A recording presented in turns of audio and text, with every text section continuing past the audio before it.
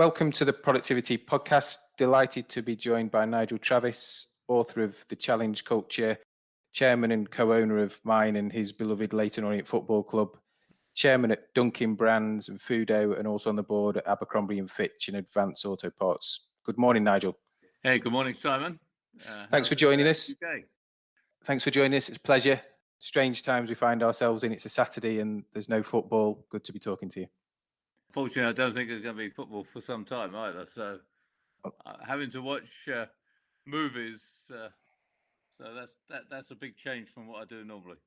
Yeah, join the club. I'm sure we'll touch on that as part of the podcast. So it'd be good if you could give a quick intro of your business background and what you do in the world at the moment.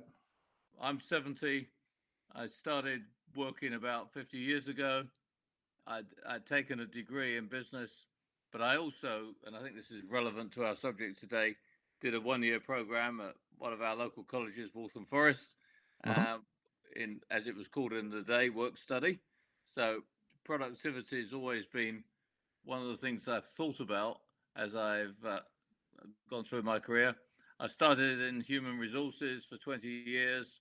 And then in 1991, I moved into general management when I was with Burger King. I moved back from the States at that time to the UK. And then in my then 7 years back in the UK, I moved from Burger King to Blockbuster, where I spent 10 years. I ended up at Blockbuster as the president and COO, and then 4 years as CEO of Papa John's, and then 10 years of CEO of Dunkin Brands, which is Dunkin Donuts and Baskin Robbins. Now Dunkin Donuts is rebranded just as Dunkin.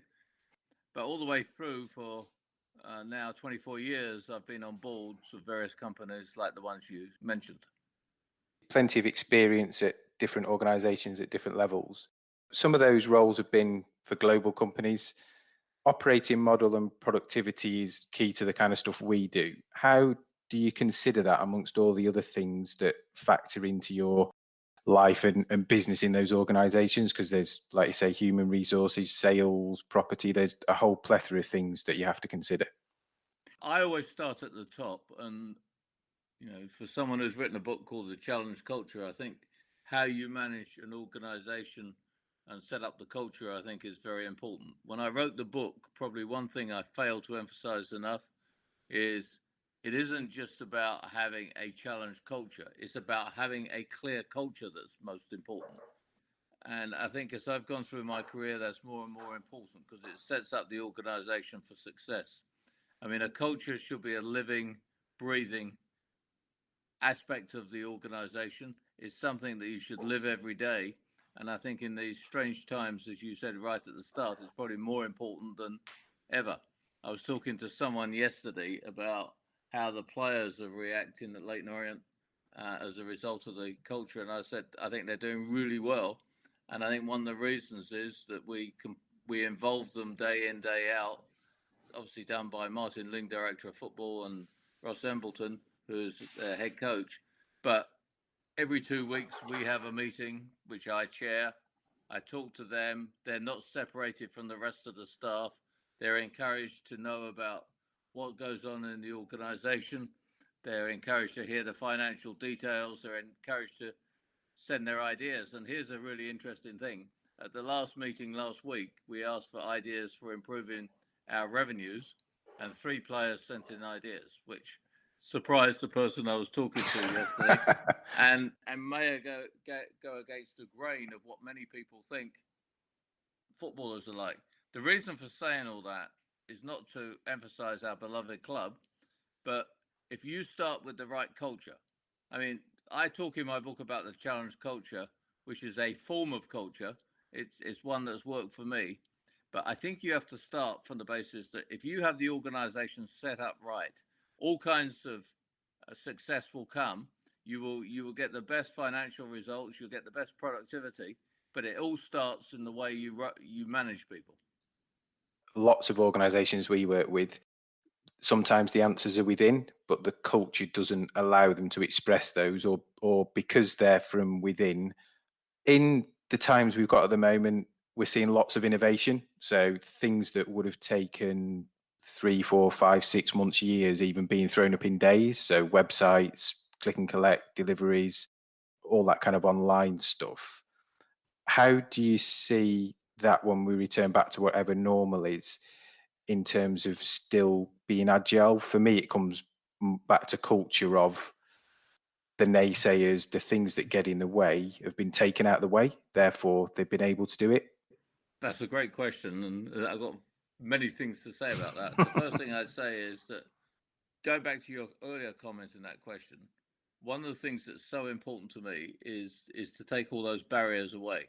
I mean, again, at Leyton Orient, everyone's encouraged to call me Nigel. I hate being called chairman. And the reason for that is I try and make the organisation anti-hierarchy. Kent Teague, my partner, vice chairman at the club, he's very much the same. He's a master, as most fans will know, of walking around. I mean, everyone knows Kent. Everyone's met Kent. And I think that's good, because I think by encouraging people to express themselves, you get the best ideas. And from the best ideas, even if you don't utilize those ideas, people feel good and they're encouraged to come forward with other ideas. But I think in these strange times, as you say, innovation is amazing. I mean, give you a couple of examples. I mean, I'm on the board, as you said, of Advanced Auto Parts, which most of your listeners won't know. But amazingly, we've got 7,300 stores across the US and Canada. And we may have been a bit slow introducing our app for consumers. We essentially have two businesses. There's the professional one where we sell parts to car repair shops. I'm trying to do all this in English, not American. And we then have a DIY business. And we didn't have an app, which I, on the board, was fairly critical of. Well, it was supposed to come at the end of Q2. It got delivered at the end of Q1. Yeah. And then we also identified that because people were stuck at home, delivering to them so they could work on their cars was very important. And in 2 weeks, that's all. I say we, the management put together a same-day delivery program, which has been already incredibly successful about 5 weeks in. So I think get rid of the barriers, encourage people to be positive, encourage people to try things, and you'll be shocked what you can do, I think is the message. Is that about losing the fear of failure? Oh, yeah. It's interesting. I'm doing a speech which got delayed because of the crisis for a company that works in materials, and the CEO and I talked about it a lot. And you have to encourage people to try things. And I think, again, the crisis is a great demonstration. I mean, we all want a vaccine. We want this thing over and done with. So I think you're seeing around the world that a lot of the bureaucracy, which I'm not saying is a bad thing, but the bureaucracy around drugs being removed and people trying things and working. And here's another key: working together.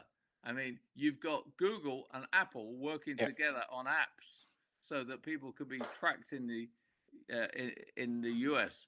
All kinds of stuff going on. So I think the fear of failure is a big thing. And again, coming back to Leyton Orient, one of the things we encourage people to do is to try new ideas. If it fails, well, dust yourself down and get on with it. I mean, but sometimes from failure, great ideas arise. I think it's interesting if you look at what happens in Amazon, and I know some people have got different views on Amazon, but, and I've never worked there. I have met Jeff Bezos, but I've never worked at Amazon. And I think the way they work it, from what I've heard from several people, is if you have a great idea, you take the idea to a meeting, you write it in a Word document, about 2 pages, and then you hand it out at the meeting, and everyone has to sit there for 5-10 minutes reading it, and then you discuss the idea. I'd imagine that's a form of what I call the challenge culture. Yeah. But what it tells me is ideas are accepted and willing to be put forward. And I think we've seen in Amazon's times lots of things that they've tried, they've started, and then it perhaps hasn't worked out. As far as I know, people didn't get fired as a result of it. Really important, and you see that in the successful companies, that ability to challenge upwards, the flatter structures. So when you and I had a pre-meeting this week, you told me about a robotic vacuum cleaner, right? I did, indeed. Yeah. So Danny, who runs Leyton Orient, is CEO, and I talked about it yesterday. And we said, after the lockdown has been cleared, we're going to have, we think, a pretty huge demand for birthday parties, weddings and funerals. There's going to be a backlog. And the advantage we've got is that we can do social distancing because our function rooms are very big. Mm-hmm. And I was telling him about the vacuum cleaner. If we're going to have to clean things quickly, this is a way of saving some cleaning hours. So we're now investigating that. So thanks for the idea. In terms of Dunkin' brands, what was your biggest efficiency consideration? Because clearly, amazing brand, well known throughout the world, lots of outlet sites, so different types of leaderships, different challenges, I assume, across different geographies. I would say it was several things. But the biggest thing comes back to what we're talking about. When I went to Dunkin', which was in the middle of the Great Recession of 2008, 2009, I joined on the 6th of January 2009, so smack in the middle. And the franchisees were considered to be some of the most difficult in the industry. Today, and we had our earnings this week, and I'm obviously not in day to day, I'm the chairman. The whole earnings was about the relationship we have with our franchisees, which I would say is probably industry leading. And that's a credit to the current management team led by Dave Hoffman, who was my successor. But what we did was we involved the franchisees from day one.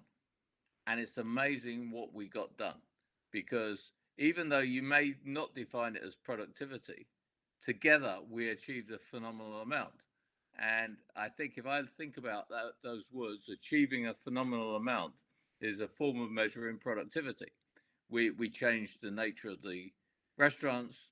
We changed the nature of what we sell. The franchisees, and this is very well documented in my book, franchisees hated the idea of selling packaged coffee in our stores. We worked at it. I actually had 17 meetings with the franchise leader, Clayton Turnbull, and we got through it and we got it done. The nature of all that was the relationship we built. So when you talk about productivity, I think that sounds a hard term. Mm-hmm. It's all about the soft skills you need to get there. You need to listen to people. You need to persuade people. You need to change your ideas a bit. And in the end, after I think it was 16 months of debate, occasionally an argument, we got there. So I think that was a huge productivity proposal. I think we also got our franchisees to understand that the future of the world was digital. You have to recognize that when I went to Dunkin', that we used to get comp sales, or I think in the UK, most people call it like for like sales, once a week. I mean, only once a week on a Tuesday. And everyone I always remember this when I first got there, everyone used to wait on a Tuesday morning, great tension, and then bing, the numbers came up. And usually they were bad. But so we changed that. We get them obviously every day, but we got the franchisees totally focused on looking at comps. And right now, and we released earnings this week, so I can tell you about that. We're in the kind of like minus 30 range because of the crisis, which is actually very good for the industry right now. But we got everyone to working together and thinking about that. So I think it went back to how you handle people, the relationships you build up. And I think another interesting thing is, and I'm seeing this right now, we're at Leyton Orient, like every football club, we're talking about the future of football. We're talking about things like salary caps, pay cuts, unfortunately, because, we've got to get through the crisis. And we've got the Professional Footballers Association and we've got the owners, and there's a gap. One of the things I say very strongly in the book is you need to recognize there is a gap and build understanding on both sides. And Rick Parry, who is the EFL chairman, is doing a spectacular job. And one of the things he's done this week, I think this is brilliant, because we did it with our packaged coffee idea at Dunkin', is we gave money to the franchisees and said, go and get your own consultancy and study the subject and see what they say. Well, that's what we've now done with the Professional Footballers Association. They're bringing in Deloitte to study football club finance and help them understand what they should do to share in the pain. Excellent. Be interesting to see the results of that. One of the bits I liked in the book was the early part. I think it was when you were just arriving at Papa John's Pizzas, and the whole advert in the middle of The Apprentice that scuppered Domino's. That seemed to be kind of a pivotal bit, a bit like the bit you talked around in terms of Dunkin' Brands, of getting those franchisees on board and really taking people on a journey. Yeah.